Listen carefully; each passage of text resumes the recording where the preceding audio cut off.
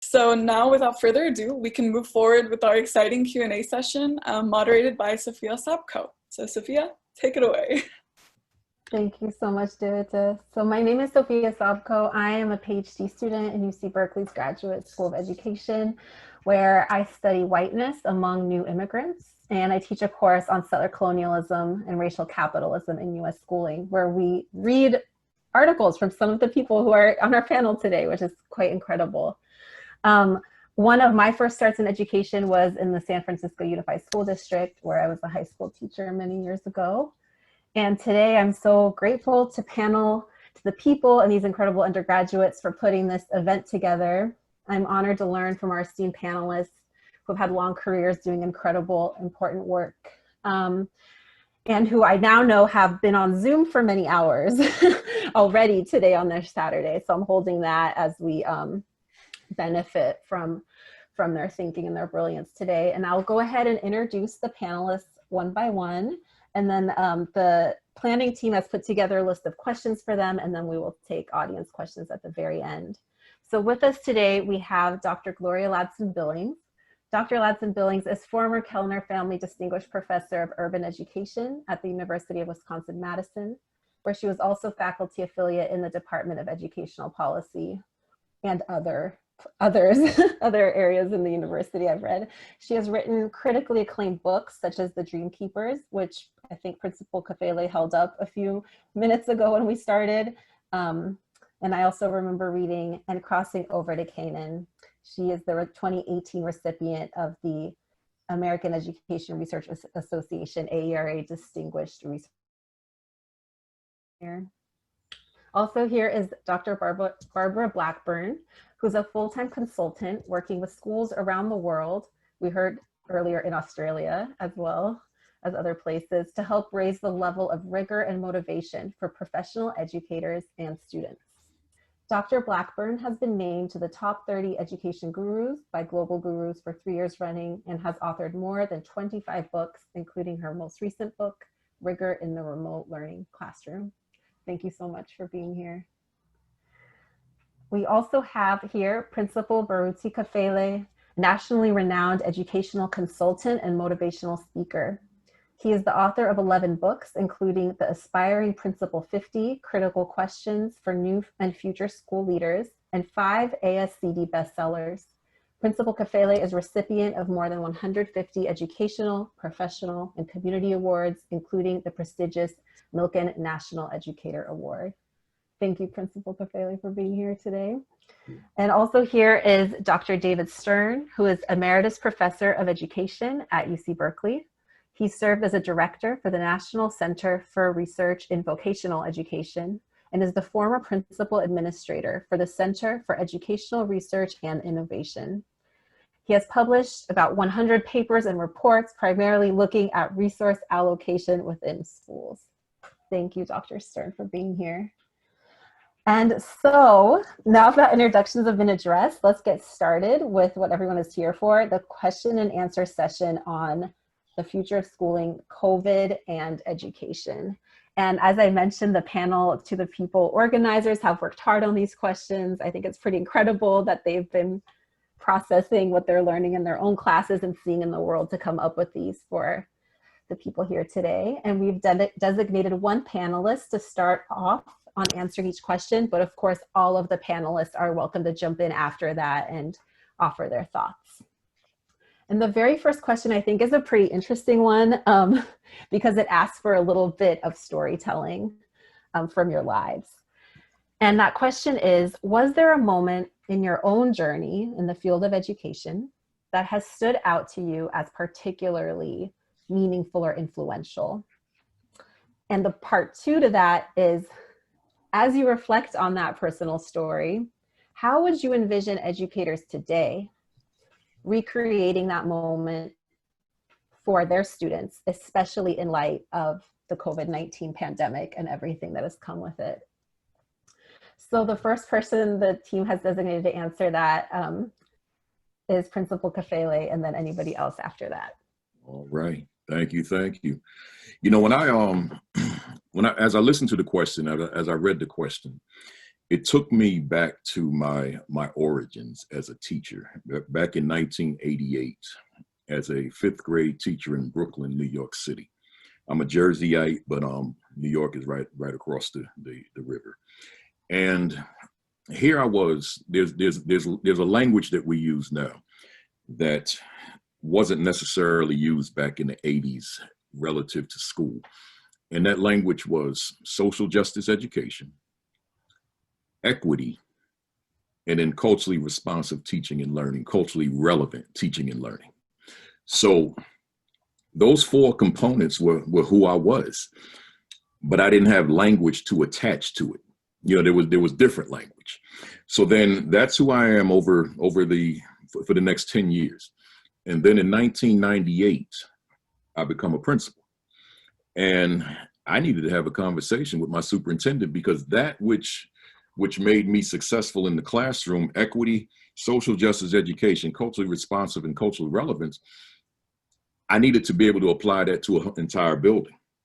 And that would be radical. That would be a radical shift. That's a radical shift as a classroom teacher for many.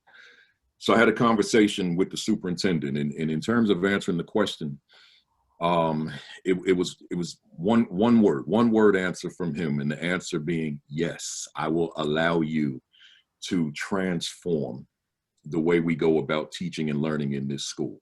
So it wasn't yes to equity, yes to cultural relevance, etc. So yes to social justice. It was yes to what I explained, because again, the language of today in terms of contemporary language was not the language back then universally, right? So now here we go. We transform English or language arts, mathematics, social studies, science, so that, just to give you the demographics of the students, and I'm gonna shut up in a minute, we're talking about a city, East Orange, New Jersey, which is pretty much 98% African-American, which is where I was born and raised. So the dynamic would be very different for, say, somebody in a much more racially diverse school. So here, let me ensure that teaching and learning in every classroom speaks to the students that are in the school, so that students see themselves in the learning, see themselves on the pages, see themselves within the lesson. And what happens to this low performing school? It goes on and does what I told the superintendent it would do. I said it would become the highest performing school in the district, and it did. I said, give me 3 years. It's a middle school. When my 6th graders or 8th graders, I will fulfill that promise. So here we are, leading school in the district. But it didn't stop there. We outperformed everybody in the state of New Jersey of similar demographics, meaning students who were Black, brown, and poor. And the question was why? And I said, very simple, because the children were on the pages. The children were in the lesson. They saw themselves and thereby saw the relevance of everything they were being exposed to. How that relates to COVID? Because the dynamic is so different now. And being able to do that via a computer within a box of each student that's about 1 inch by 2 inches, right? So that's the biggest challenge in terms of being able to engage a classroom with 25 people and still be culturally relevant, equitable, and infuse social justice interdisciplinary into everything that we engage, that we expose them to in class. So maybe I will jump in here because I'm going to take my story back a lot further than Principal Akafele, although 5th grade is the operative notion here. And it was me as a 5th grader. I went to a very segregated Black elementary school in West Philadelphia. And we didn't think of anything was wrong with our school. It was our neighborhood school. But I had a 5th grade teacher who was absolutely amazing. I should note that I didn't want her. I actually went home and asked my mother to change me to the young white teacher down the hall. My mother said, "You're not even giving this woman a chance." You know, she's an older African-American woman. And as I think of it, she's probably younger than I am right now. But at that time, she looked like an old woman to me, and I didn't want to be in her room. She just seemed, her reputation was that she was strict. She didn't brook any nonsense. And she insisted that every member of her class be in the chorus. Whether you could sing or not, you were going to be in that chorus. So but she taught us our history in a way that no one else had opened it up to us. And she knew she was being subversive. She literally would choose students to watch the door in case the principal came. She's the first person to introduce me to W.E.B. Du Bois. And when she first said Du Bois had graduated from Harvard, was the first Harvard graduate with a PhD, we would look at each other and say, she's making stuff up. Because we could not imagine that a Black person had graduated from Harvard, particularly in the times that she indicated. She reminds me of the work of the Ohio State professor, Rudine Sims Bishop, who incidentally became a professor of mine at an undergraduate school, and I went to an HBCU. But Rudine talked about in the 1990s that our children need mirror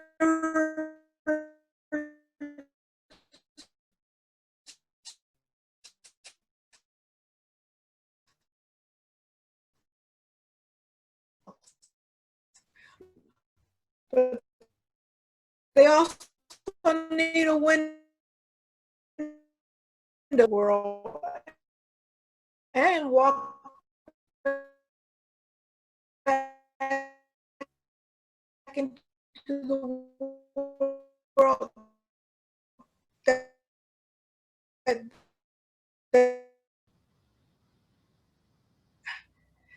and she constantly told me, you know, why not you? Why can't you do a bigger thing? Why would you assume you can't? She had no way of knowing I was going to go on to integrated middle and high schools that were, quote, challenging and doubting my ability. But I always heard that voice, why not you?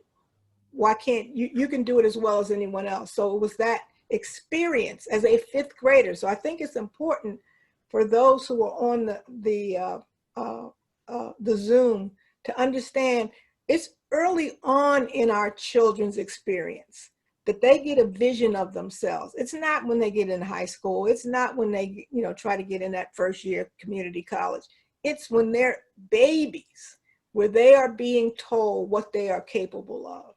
In terms of what this has to do with COVID, I'm having such an interesting experience talking to young people in the midst of COVID. Here's what young people like about COVID-19. They can turn y'all off. That's what they told me. They said, we could click you, you just gone. And that amount of agency is not something that they have when they have to sit in a high school classes. What we had not predicted about COVID was how many students would use the opportunity to do more paid work. So a lot of kids had after school jobs, they've expanded hours. And so school has not been the primary thing that they've been attending to. A lot of them are out working because that money goes into households. But I'm someone who kind of resists this notion of COVID slide or summer slide at this point, because the presumption is our kids aren't learning. They're learning, they're human beings. They have no choice but to learn. And we are actually seeing that learning when they're out in these streets protesting. People my age are not out there. You know, we got too many comorbidities, so we can't go out. But our kids are out there leading the way. Now, are they learning what you're going to test on the state test? Probably not, but they are learning. I think I'm going to go from a completely different perspective. Also, my, I guess, seminal moment was when I was a teacher. I was a third-year teacher, and this was actually one of the worst mistakes I ever made as a teacher. I regret it. I did learn from it, but it was a huge mistake. I was teaching in a junior high school, so that was 7th, 8th, and 9th grade, and it was a tract system. So we had advanced students, what they called regular, and then what they called developmental, which was who I had. They were reading 4 to 5 levels below grade level. They were labeled. They were that way for all their classes. It did not matter if they were good in one and not so much in another one. So it was a very different time. And that particular year, I was teaching 7th grade. And a couple of days before the school year started, our building had about 1,500 kids. I had 21 teachers visit me individually, and everyone said the same thing. They said, we've heard you've got Patrick this year. We'll be praying for you. Now I'm in the South, and you need to know that, and you may or may not pray, but here's the deal. 21 teachers praying for you about a kid you've never met, not a good sign, okay? It just is not. And Patrick was exactly what they had told me he was going to be. He was awful. His job in life was to make me miserable, and he succeeded. And at the end of the year, I gave him a D. He earned an F. I gave him a D because I didn't want to have to teach him again. And so I passed him. Told you it was my worst mistake. It gets a little bit worse. So the next year I get moved to 8th grade, and lo and behold, I get Patrick again. And the school year starts out just like it ended. And I brought him in and talked to him, said we were going to have a different year, that I was going to help him, that I knew he could make at least a B, and I was going to be there to help him. And he was going to do his part, which he did not do for 6 weeks. It took me 6 weeks to convince him that I believed in him enough. If I asked him if he had his homework and he said no, I gave him another set. If we were doing group work, I put him in charge of the group so that he could be a leader. If he didn't have his materials, I didn't send him to the office. I gave him another set so that he could be successful. And by the end of the year, he earned me. Now, here is why that is my worst mistake. I wasted his 7th grade year. I let him off the hook for learning. And I did it because 21 teachers told me that it was okay to do that. Now, whether they did that because he was African-American or not, I don't know. Probably was for some of those teachers. But it was my mistake. I let him off the hook. And now, how does that apply to COVID? We're doing the same thing now. We're saying, oh, they don't have computer access, so they just can't learn. Or, oh, their parents aren't at home, so they can't learn. There's all these excuses. They're special ed. You know what? I learned the hard way that you are writing a kid's life off when you do that. And I don't want anybody else to have to learn the same lesson I did. We need to get our training, but we need to shift our attitudes. And it needs to be that every single student we teach, I don't care if they're 2 or 22, and I don't care what their home life is, I don't care what. They are capable of learning at a high level, and it is our job to help them get there. Anything else is an excuse.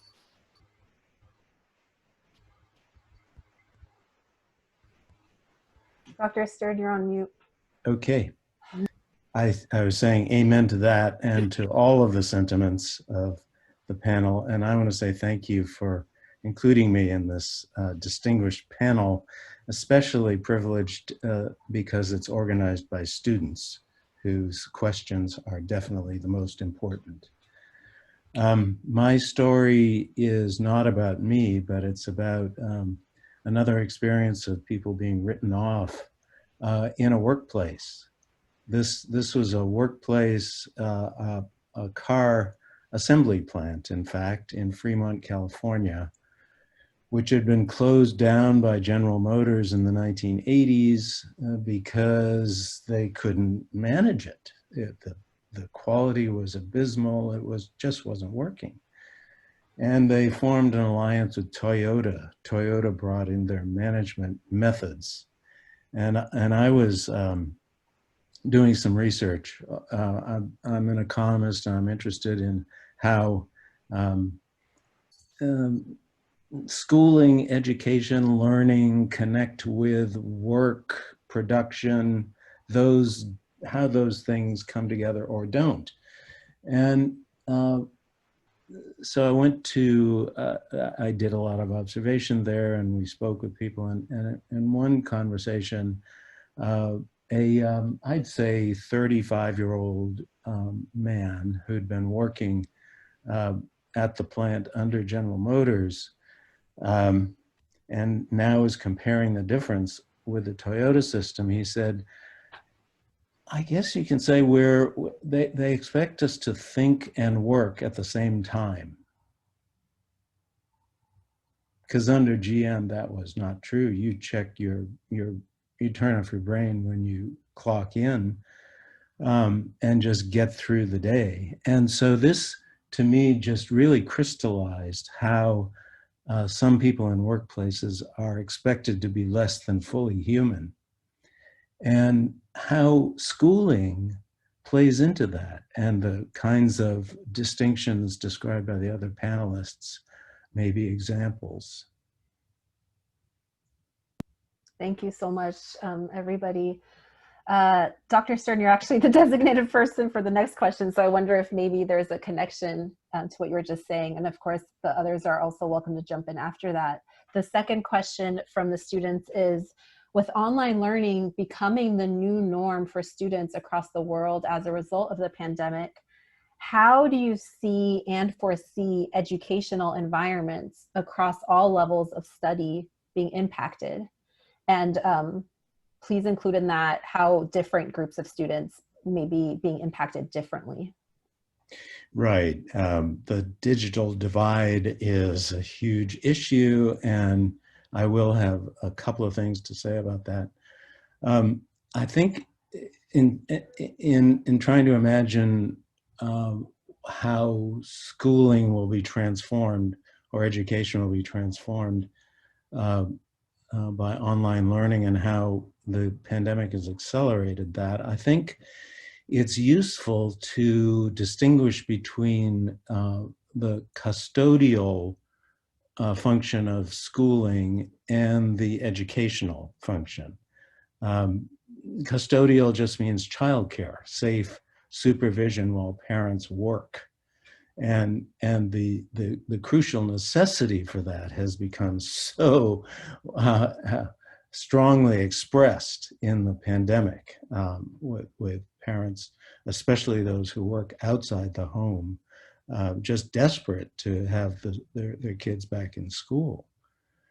And historically, what mass schooling came about because work got separated,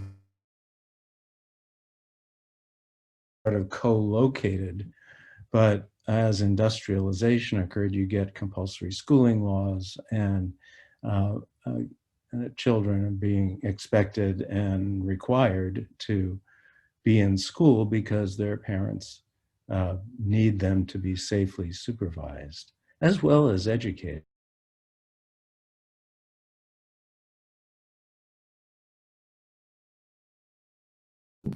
For learning.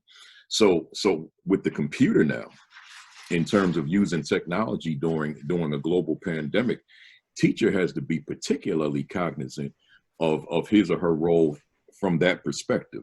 That here my students are, no telling what life is behind the scenes, and now I'm on your computer, which could be a miracle in and of itself, depending on the situation. But I'm not ready for math, teacher. I'm not ready for science. What I need right now is I just need you for a moment, right? So if that teacher has built that relationship, has developed that rapport with that youngster, even at the start of a new school year, that youngster can at least, if nothing else, look forward to seeing my teacher's face on the screen and hearing what my teacher has to say, just to give me some semblance of hope moving forward, where I may not have it in my life right now at this time, given all the challenges of COVID, people sick, people dying or transitioning, people losing their job, bills not being paid, lights not being on, where's the next meal coming from? But then beyond COVID challenges, just life itself, that teacher's role is crucial in terms of just the relationship building and enabling that youngster to feel like, but there's still hope. That's on teacher though.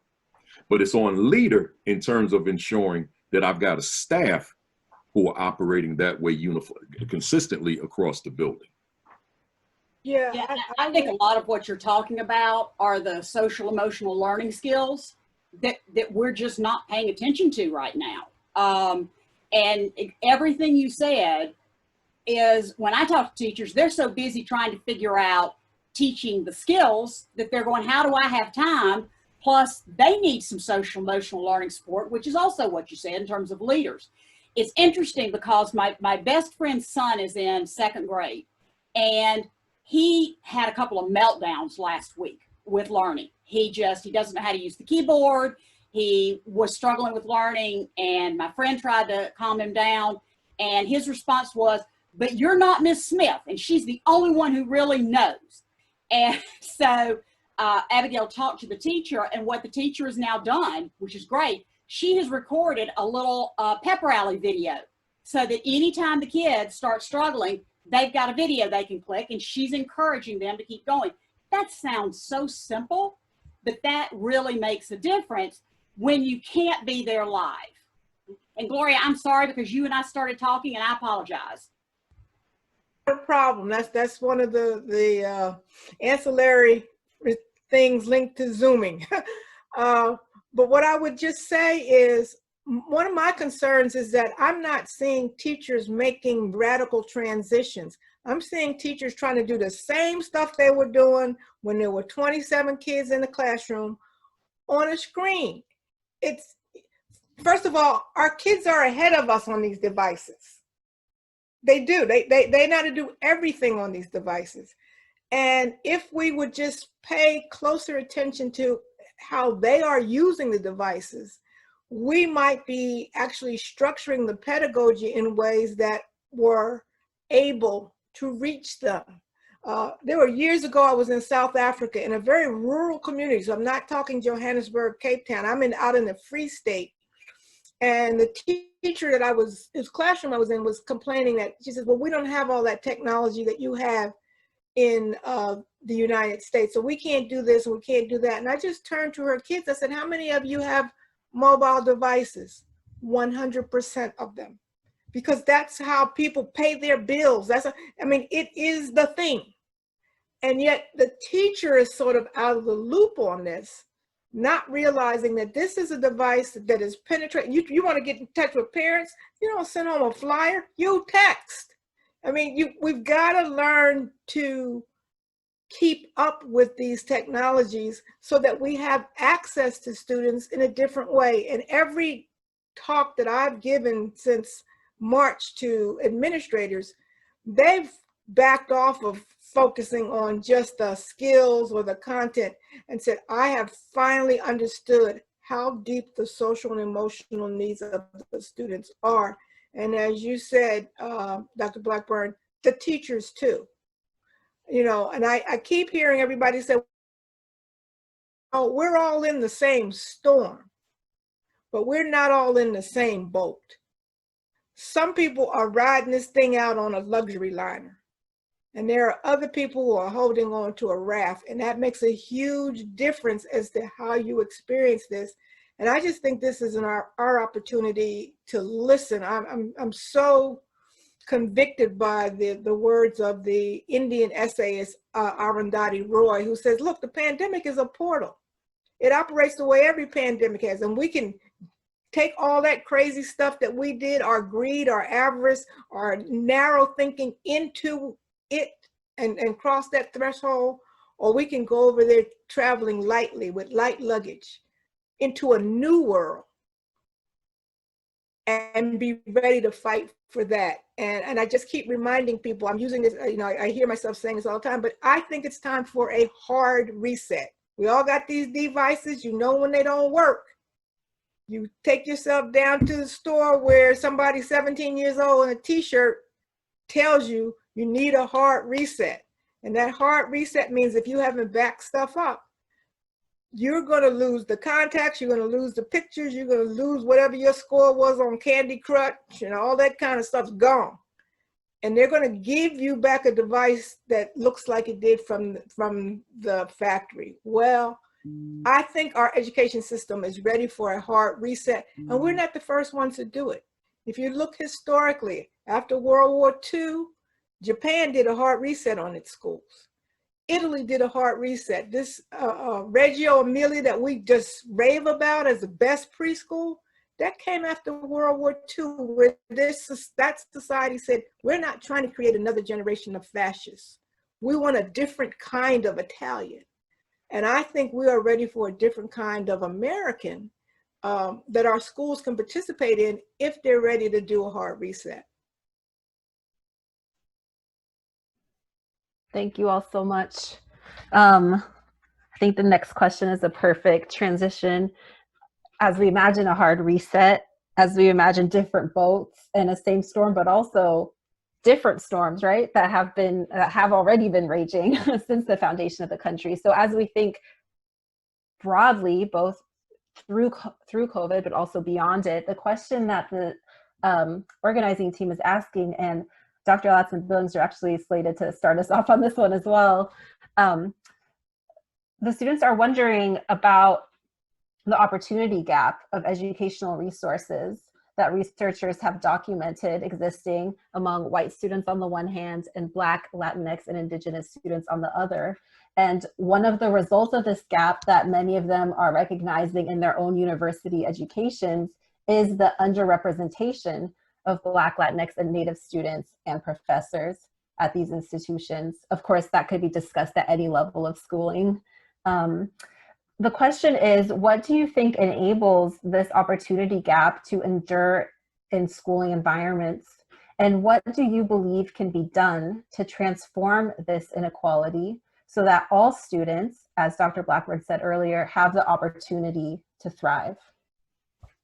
So I'm going to push back on that language of opportunity gap in the same way that I pushed back on achievement gap in 2006. I think that that's too mild a way to think of it. And it suggests that, oh, this group has opportunities and this group doesn't, as if there is no relationship.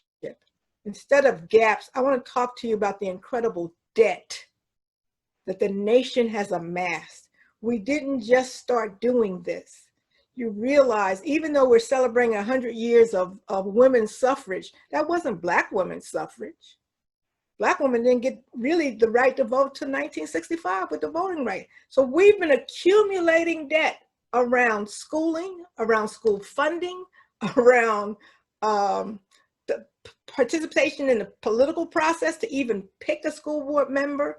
And I think for us to isolate education in the face of health gaps, it's no surprise who is being most affected by COVID-19. Who has the health issues? We have housing gaps, we have wealth gaps. So to kind of pick out, oh, the education gap or the opportunity gap is a little disingenuous. So the question for me is, how do we as a society begin to, quote, pay down this mountain of debt that we have accumulated? You haven't let people go to school for hundreds of years, and then all of a sudden you let them go to school, and then you put them in substandard schools, and you give them, oh, they have a gap. No, they don't have a gap. They have not had any chance, rightly. The fact that Black and Latinx kids even show up for school is a miracle to me. I think we often ask the question, why kids drop out? No, as an anthropologist, I ask the question, why do they even come? Because we have really set up a system that they can't overcome in its present form. I was on a panel earlier this week with GBH in Boston. And one of the other people on the panel gave a wonderful analogy. He says, think about it as you've got two funnels. One funnel is for the white middle class community, and whatever you pour in at the top comes out at the bottom. The other funnel is the Black and Latinx community, but it's got holes in the funnel. And so, you got the hole of health concern, you got the hole of homelessness, you got the hole of unemployment. And so some of that water seeping out all along, and then this little trickle ends up coming out at the end. And then the folks on the side that had, an ability to go all the way through, look at that little trickle and say, well, Gloria, you did it. Why couldn't the rest of them? They don't see further upstream what has happened. So education is symptomatic of larger issues that the society is grappling with. And I think that's what we're seeing in terms of the level of unrest in the community today. It's not merely the death of one person. We've seen a lot of people die. It is the fact that people have begun to understand that we are fundamentally so inequitable that it is unlikely that kids will be able to catch up in a place like school. I'm going to say amen again, and I'm going to, what came to mind while you were talking was Malcolm X's analogy of the knife going in 9 inches and taking it out 6 inches is not progress. Taking the knife out is progress, but it doesn't heal the wound. And so there's 2 kinds of work.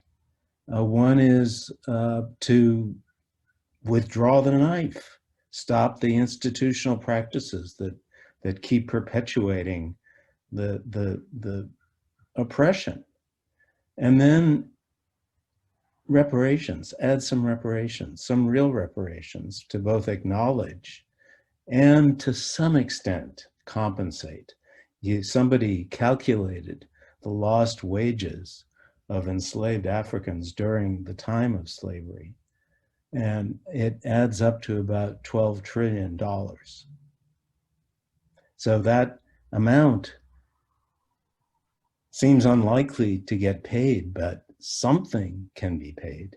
Well, I think it's interesting that you gave that figure, because I think Citibank just put out a report saying that the United States has lost $16 trillion because it's continuing to discriminate and not allow people opportunities. So in some ways, it's not just about the reparation for Black and Latinx people, it's the damage we're doing to ourselves writ large because we keep doing these certain practices. And I agree. I thought that was a very notable study by a bank, and not where you'd expect that analysis to come from, but also kind of sad that the way we have to call attention to oppression is to say it's bad for the economy. You know, just thinking about the question that's on the floor, you know, often I think about teacher preparation programs, and to what extent, when we look at it nationally, to what extent are teachers being prepared to work in school systems that have historically oppressed populations of students in the first place? How can I teach whom I don't know? And if I'm in a situation where I'm looking at students as being the same, and I'm not even looking at the diversity, I'm not looking at the differences, I'm not looking at who the various different students that comprise my classroom are, and I'm denying race, for example, denying ethnicity and culture, then if I don't see your race, I don't see you. And if I don't see you, I can't teach you. So effectively, so I say all the time, when we look at where we are now as a society, how is a teacher 12 and never been exposed to, and I'm gonna limit my comments to African Americans for this answer. How can I go to K-12 and I've never been exposed to one course or class in African American history and African history? Then I go to undergraduate school for 4 years and I'm still not exposed. Then I go to grad school all the way to the PhD and I'm still not exposed, because that's very conceivable that I can go kindergarten all the way to doctoral studies and never having taken a class or read a book on the history of Black people. So here I'm saying, I've been preaching the sermon. There are 4 books that jump out at me that I say young teachers have to be exposed to before they step into a classroom with Black children. Before the Mayflower by Lerone Bennett Jr., From Slavery to Freedom by John Hope Franklin, Introduction to African Civilizations by John G. Jackson, The Miseducation of the Negro by Dr. Carter G. Woodson. I mean, to me, if I had it my way, you cannot teach in my school until you are conversant with the contents of these 4 books, because if not, then your knowledge, your understanding of Black children is through pop culture. It's what you've seen, what you've been exposed to. Maybe you pass one another in the mall or at the stadium, whatever, at the store, whatever it is, but you don't have intimate familiarity with who these children are beyond just what you've seen in your daily journey throughout life. So when we talk about closing those particular gaps, we got to look at how teachers are being prepared to even function adequately in a school system with children who may look very different from themselves. Can I throw in the souls of Black folks? Because I don't let you come into my graduate course if you haven't read that. You got to dual consciousness. And I would add to what you say and tell you that almost a bigger challenge, I think that's a huge challenge, but I almost think the bigger one is, what do you do with everybody who's already teaching? Because they are also in the same situation. They have not read those books. They maybe have not been exposed, or all of a sudden they're being exposed and they don't know what to do with it. And I am not an expert in this, so that is not what I try to teach, but I'll tell you what I hear a lot of teachers say. I've always been a good teacher. Nobody's ever had a complaint about me before, and now you're telling me I need to teach differently? The problem's not me, the problem is those kids. And now, Principal LA, do you agree with me that that's not necessarily your teachers, but the teachers in general, some of them feel that way, and that's a challenge? Let me respond to that. You see, for me, what a beautiful thing when you got a principal like Principal Kafele that's going to make the attempt to unravel all that crap that you got in you from all them years and decades, and now let me remold and reshape. You know, we'll do that collectively with a different kind of information, so that you can look at young people through a different lens, as opposed to the lens you walked in with. So you walked in with a Thomas Edison lens, and then you leave me with a Lewis Latimer lens. Some of y'all got that, some of y'all got to Google that to understand what I just said. Yeah, and my concern is, I wish you could be everywhere, because I go in a lot of schools, they don't have a leader like you. And I do a lot of work with leaders too. And they don't have a leader who, I would even tell you, they don't know how to do what they need to do, just like sometimes teachers don't know. And I think that's that broad issue that we've got to look at as an educational community and say, how are we going to help everyone who's out there make a difference, knowing that we may not get everybody, but we can get a lot. Send them to my Saturday Academy at 11 o'clock Eastern on Facebook and Twitter Live and YouTube Live at School Leadership Thoughts channel. Every Saturday, 11 Eastern. Ain't got to pay a dime. Just log on at 11 o'clock. I think one of the challenges is really, how are people living their lives? You know, I live in a mostly white community in Madison, Wisconsin, and I've had instances where my neighbors have passed away, and my husband and I have gone to the funeral. Funeral is filled, and we're the only Black people there. And I just look at my husband, I say, how you live your life 86 years, you don't know but 2 Black people? I mean, that says something about how you live your life. Yeah. You know, I know maybe there are white people who don't especially like me, but guess what? They're going to be at my funeral. I know they want to see for sure, is she dead? Is she really dead? How we're living our lives in these silos. And so we're not having human contact with people different from each other. One of the things that I think that, and you know, we talk about COVID-19 as the pandemic. I would argue we are having 4 pandemics. One is COVID-19. Another one is the anti-racist Blackness. A third one is the coming economic crash. I'm telling you, you know, we got people already starting to live out in the parks of Madison. And the fourth one is the climate catastrophe. All of this stuff is going on at the same time. And so one of the things that's been a little bit heartening for me is when I go out in the morning to walk, I'm seeing a number of my neighbors got Black Lives Matter on their, you know, signs in their lawns. And trust me, there's not that many Black people in this neighborhood. So some people are developing a bit of a consciousness. And so that is a place of hope. You know something, and I know you're trying to get to that next question. Let me just say that about that Black Lives Matter. Those folks walking around with those signs and folks protesting and chanting and so forth. Every time I see that, I'm thinking to myself, that's a good thing. You know, multicultural struggle is not a bad thing. But my hope is always when I see non-African Americans in particular with the Black Lives Matter sign and they've aligned themselves with the Black Lives Matter movement. I say, I hope they're reading, right? I hope they know more than just you know, going beyond the emotional reaction to another murder, right? Or another verdict, or whatever the case may be, that you have deeper understanding than just, I'm mad because everybody else is mad, right? I want you to have a 401 year understanding of what got us here. It's one of the reasons that the various books that tackle racism, systemic racism, white privilege, white supremacy, etc. One of the reasons I don't push those books heavily onto neophytes is because they'll gain understanding of contemporary racism, but there'll be this huge gaping hole in their understanding of what got us here.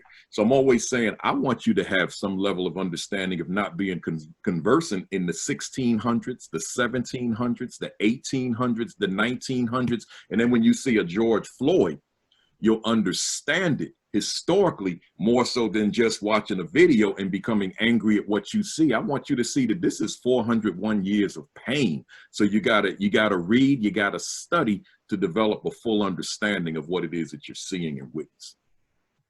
I'd like to offer some testimony about the power of reading and maybe add another book to the list, Stamped from the Beginning by Ibram X. Kendi. Totally transformed my way of thinking, and it's a monumental intellectual history of race as an idea, making it overwhelmingly obvious that it's an evil idea. It's a lie. It was created to perpetuate domination. And once I got that, I took a different attitude toward my work. And so, for example, here at UC, we're grappling with whether we can create a new kind of admission test. And I'm just going at this from as much of an anti-racist point of view as I can, and saying, let's start with an assumption that there's equal merit in all populations. And how do we discover that? Yeah, great point. And you know, Kendi's all of his writings are strong. What I gave you some of the historical heavyweights, right? I didn't give you all. I just gave you 4. Kendi, you know, Kendi and even folks in my generation. I'm 50 now. We babies, right? In the context of the 4 books that I just gave you. You know, I gave you some. You know, I gave you just some 4 powerful books by 4 powerful scholars that, you know, use the language of the streets, outside the vernacular of the streets, old school, right? That's all that is. But yeah, definitely, I agree with you. Thank you all so much. For me, you all responding to each other is the best thing that could happen, not like a regimented list of questions. So I'm really grateful for that more extended conversation. There is one more question from the students before we open up for a Q&A. And I think as I listen to you all, you're giving so many beautiful, helpful, specific points of entry for people of what they could be doing right now, the self-learning, both the intellectual self-learning, but also the spiritual tips, how you live your life. And at the same time, another area that many students are interested in, at least in my classes, is the area of policy. They're interested in the role of the government and the nation state in perpetuating a lot of the oppressions that we're talking about. And is there any agency on their part as young people to intervene at that level? So I often cannot offer too much there because that's not an area I've worked in. But the question that they're coming up with is, they're saying for those of us within the US, a big day is coming up, November 3rd. That day, the day that the US general and primary elections begin. Toward this end, what role does policy play in shaping education reform across the US? And I know that's a huge question, but more specifically, what are the avenues through which parents, community members, or students themselves might learn about, discuss, help shape policies that influence our education system, how our education system approaches learning? And maybe Dr. Blackburn, you can start us off with that, and anybody else can jump in. Well, I'm going to hit more of the second part than the first one. I do think policy makes a huge difference. I mean, honestly, schools today, much of what they're doing is driven by policy, not by, certainly teachers and principals are not necessarily making all of those choices. Where I would go with, because I'm going to leave the policy piece to those who are more well-informed than I am, I find that it is critical to realize the role of advocacy. Everyone is an advocate. People will say to me, I'm not an advocate. Yes, you are. If you are silent, you are advocating for something. You are not advocating for what you would be verbal about. So understand that everyone is an advocate. And then you have to figure out what you're going to do with that. And my dad, who was lifelong advocate in the area of health education and health services, you know, he taught me that the first thing that you have to do is learn. That too often we jump into advocating for our position and we don't know enough about where the other person is coming from. We may not agree with them. I've been making calls today for the Democratic Party, and I have certainly gotten my share back of things that I didn't even know about. And I thought I was doing a pretty good job of researching it. So you've got to learn in order to be able to talk. So you learn first, then you've got to make a connection. You've got to build a relationship because if you don't, nobody's going to be willing to talk to you. So let's take it on a real basic level. I'm a teacher in a school and I want some things to happen. I need to have some connection with my school board or I'm not going to be able to help make change happen. I need to, if I'm a principal, I may need to be involved with a local club, a civic club, because they're going to be the people that I can best get support from to make a change happen. It may be state legislatures. It may be Congress. You've got all kinds of levels of advocacy. So don't think it's just national office. It can be, you know, I find down here, you know, whoever the local mayor is a big deal. They make a big difference in what happens with schools. So once you learn about all sides of the issue, then you need to connect with people on both sides of the issue so that then you can take action. And that action differs depending on what you want to accomplish. You may need to go to meetings. You may need to make phone calls. You may need to create a position paper. You may need to protest. I'm going to tell you again where I live. I'm in North Carolina, very small town. And we have this little store up on the corner. And the guy who owns it has owned it for about 50 years. And every morning, there's a whole bunch of people who go up there and sit and talk over coffee. And they are probably not the group you would want to go sit and spend time with. But if you want to hear what's going on and you want to talk to any of the people who might make a difference, that's the place you've got to go. Not what I would want to do, but depending on what I would want to accomplish, it may be what I have to do. I also sometimes, to take action, have to activate other people in my network. So I may not be the best person to advocate for something, but somebody else in my network is. There are situations where the best person to advocate for a position is a male. And if that's what it takes to get the job done, I'm okay with that. You know, I don't like it, but I can deal with it. Sometimes I'm not the best person because I am not of color. That's okay too. But I also, my best friend that I was telling you about her son earlier, she's African-American and she has had situations where she has called me and said, I need you to make this phone call because they'll hear it from you and they're not going to hear it from me. Now, I don't like that. Asked me to do that. But I also know that I've had times I've asked her. So when I'm looking at how to be an advocate, I'm going to learn, I'm going to connect, and then I'm going to take action.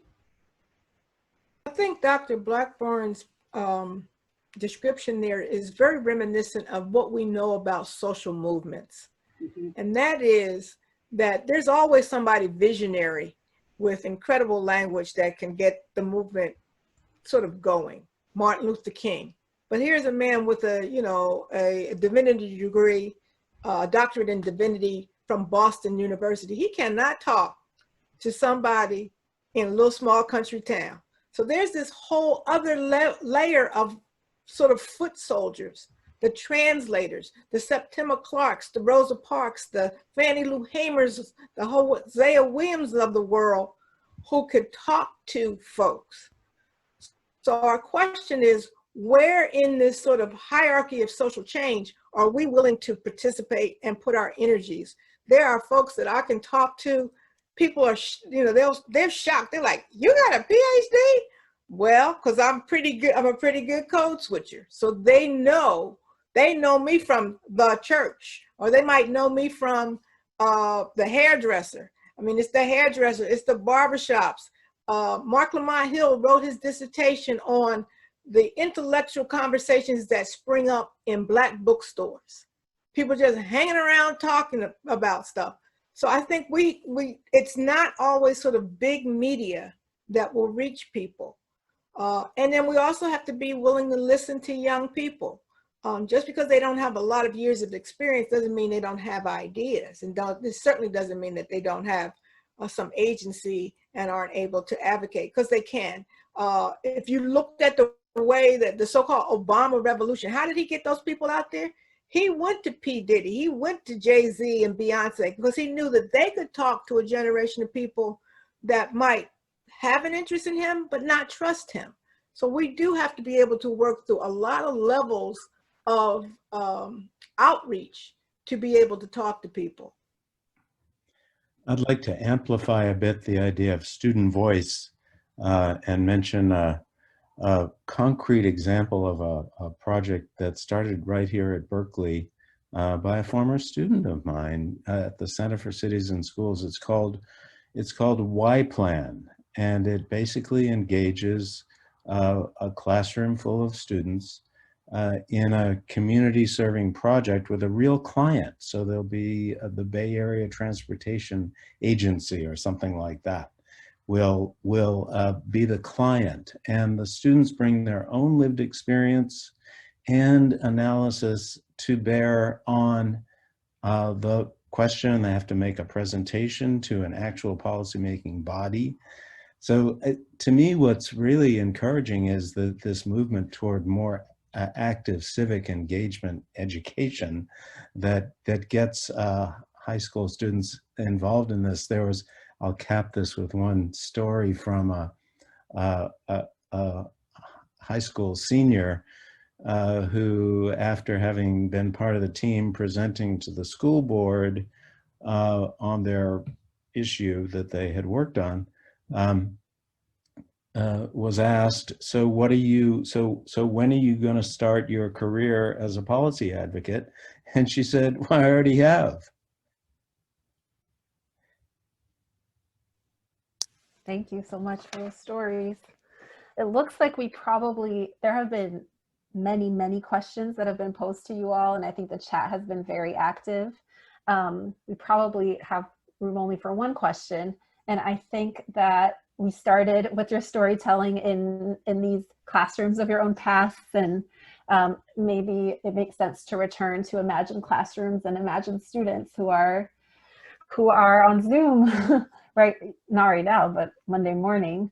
The question that came in is, how can educators best facilitate meaningful socio-emotional learning without forcing our students to share about the traumatizing experiences that many of them have had over the last couple months?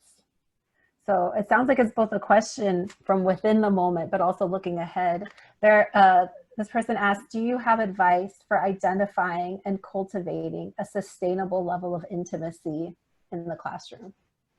I'm going to jump in first, only because I answered this, or at least partly answered it. I think that, one, we have to just create a culture in our classroom, whether it's virtual or not, that's it's okay. It's okay if you want to talk. It's okay if you don't want to talk. Whatever you want to do is okay with me. And that takes time, because if you say it's okay if you don't share, but then you shut a student down for that, you've lost it and you'll never get it back. And when I was a teacher, I did a lot with writing, and I would do it open-ended where they could write about something or not write about something. I didn't have them have to share the whole experience. I used Post-it notes, and they could just put down words that described how they were feeling. And then I would put them all up on the smart board, and we would organize them and create something for the group. And so one student wasn't having to share something they were ashamed of. I do find writing is helpful. When I was at the university level, I supervised student teachers, and I used writing like this with everybody. And when I came in to observe, I always said they had to do it in writing. What is something that you feel like is a strength? What is a challenge? And then this was the third one. Is there anything you want me to know? And so on 9/11, I was walking into a classroom. I had checked and they said she still wanted me to come. They gave me her piece of paper, and under, is there anything you want me to know? She had written, my dad is at the Pentagon and I just found out that he's okay. She didn't want to talk about it because she was afraid she would cry. She didn't want to get into depth, but she wanted me to know. And so that was fine. And at the end, I asked her, I said, is there anything else you want to talk about? And she said, no, I really don't want to. That's the kind of stuff I did with my students, was just give them options. And the ways to create intimacy, it's really the same way. Give them options of how they can share with you. I like culture boxes. It's a shoebox, or they can do it virtually, and they get to put in anything they want to tell you about their culture, anything about their home life, family life, extended family, activities, anything they want to put in it, and they can bring it into you and share it. They can share with other students if they want to, but they like the idea of being able to choose what goes in there. It goes back to that notion of agency. They're the ones making the choice. And I share those things with them. One of my others that I liked doing was writing a vision letter. The first day of class they came in, I told them to imagine it's the last day of school. Why was it their best year ever? Not why was it bad, but why was it their best year ever? And they shared those with me, and I talked to them, and I learned so much. Some of them would say things like, it was my best year ever because you didn't yell at me. And that doesn't say so much about me as it does last year's teacher, but it taught me what I need to do. And I always wrote my own and shared it with them. So those are the kind of instructional strategies that I do on an ongoing basis to help build that climate so you can even get to the social emotional issues. So one of the things that I've been learning over the last 8 to 10 years is the power of youth culture. Been paying a lot of attention to the things that young people are interested in. So I often will start off with students with, what's the last thing you listened to on your iPods? What's the last song you listened to and why? And so sort of interesting to hear that. I almost always develop a playlist for every class that I teach.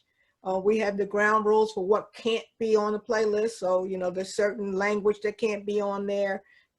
Anything that's racist, sexist, misogynistic, heteronormative, that can't be on there. So they got to pick wisely. But students like coming into the class, hearing that their song came up on the playlist. And I also want to just revert back to Dr. Blackburn's point about even if you aren't saying anything, that then you're being an advocate. One of the things that we say is, if you're not changing it, you're choosing it.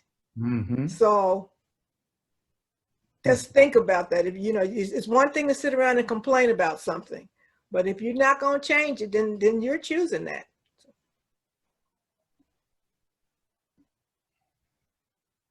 Thank you so much. I lied. I'm going to add another question because we have time and it seems like a nice one to end on. Any advice for young and up-and-coming education professionals with ideas for a hard reset in our communities? Do you have any advice on how to approach a hard reset, on how to get our voice heard, and on how to get the resources that we need to take action? Well, of course, one of the places you do that is at the ballot box. And, you know, we're so fixated at the top of the ticket in national elections.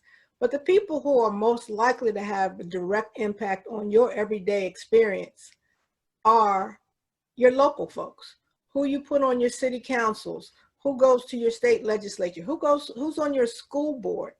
Right now, I have a group of American and Latinx parents who have lined up to sign up for the school board meetings, something we've never done before, but we have decided, you know, we have to show up. And it's easy to do it now because we have to do it virtually, but for the school board to see that this group is in there listening and paying attention, that will have an impact on the decision making. So, I mean, one of the first places, you know, I guess because I'm, you know, I believe in democracy and I would like to see it happen. I think one of the leverage points of the democracy is being able to choose the people who represent you and who have the power to govern. And go ahead and give Principal Kafele the last word. Yeah, I went back and reread the question, and I'm under the impression that we're talking about young people who want to come into the profession as educators. And then once I'm in there, how do I bring about change? And certainly it makes me think of myself as one of those young educators many decades ago, and not having the allies in the building. I worked in 2 different buildings, one in New York and one in New Jersey, as I said before, but I didn't have allies. I didn't have alliances. And I guess I got to a point where I didn't look for them until someone was hired that happened to be a longtime friend of mine, and we were just natural allies in the building. So my answer to that question, however, different from myself, is if you're looking to effectuate change in the building upon which you may work, the building you may teach, then you need to look for those like-minded people, right? Because they're probably in the building. I'm not going to say it's a majority, but there are probably some like-minded people there that you want to align yourself with. Now, one of the things that I learned or took advantage of more so when I became a principal was that I'm not alone. See, as a teacher, I'm thinking classroom, but as a principal, I'm thinking globally. And I figured out I'm not alone in this, even though I'm in a district. I want to see certain change, and I may have the allies, but I may not have the allies with the courage to effectuate that change because of the various different degrees of consequences that may come their way. But my discovery was I'm not alone because I got a whole body of parents out there, and I got a whole body of community out there that are very much in tune with what I'm doing, right? They're in tune with what I'm thinking. They're in tune with what I'm doing. So therefore, I don't have to now think about myself as being alone. I'm not going to necessarily start a one-man revolution, but I am saying that I got allies that go wide and far. So as that young professional that's looking to come into the profession as a teacher, but wants to effectuate that kind of change, you got to find, you can't do this thing by yourself, right? I tried it, right? And got certain results, but also faced certain consequences. You got to find those folks in the building, in the district, who think like you and begin to collaborate with those individuals. What are some of the things that you can do? What are some of the things that you can get done and not necessarily draw negative attention to yourself, right? So when we started and I talked about the whole idea of being culturally relevant, right? That's revolutionary during that time. And in some spaces in America, it's still revolutionary. But it was something that I felt I needed to do. But when I became a principal, I had enough staff on that staff that either I hired or who were already there that now I could bring this thing together. And those who were not on board or those who did not understand, we're able to bring them into the fold because I got enough people who do understand. So as a starting place, just look for where are those natural allies in the building that we can begin to compare notes, that we can put our heads together, we can begin to collaborate and see what it is that you want to accomplish. Because that's the thing I don't know, because you didn't mention that. But then just go from there. And you may find that a lot of those folks are right there with you. Thank you so much for that. That was a wonderful place to stop. I'm sure we could keep going if it were not for our Zoom fatigue, and hope we can all get up and move our bodies to the extent possible. So that will conclude our discussion this afternoon. As an impromptu gift of gratitude for everyone's presence, I want to share an informal poem that I was jotting down notes as the speakers were speaking. Students in boxes, education is symptomatic, the agency to turn teachers off. Students are learning out there, expected to be less than fully human. Same storm, different boats. Imagine a hard reset. How do you pay down? How are we living our lives? What are you reading? The translators who can talk to folks. Is there anything you want me to know? What's the last song you listened to? Why? If you're not changing it, you're choosing it. Look for like-minded people. Everyone is an advocate. You can't do this by yourself. You're not alone. So as lots of people are sharing in the chat, just immensely grateful for the students that put this together, for all the incredible insight, for you four and your lifelong dedication and passion and commitment to this work, and for your presence, which really does mean a lot. The Panel to the People team will be sending out a follow-up email on September 30th with the link shared today. I know there were incredible resources and books. Everybody should have a full reading list of books. And as well, we'll be sending the recording of the panel. We hope everyone enjoyed the discussion, and we'll explore some of the strategies discussed today. There was such a vast range of strategies that were given to us all to enrich our educations and those of our students and communities. So thank you again so much to everyone. Have a great rest of your day. Thank you and goodbye. Thank you, everybody. Thank you. Take care.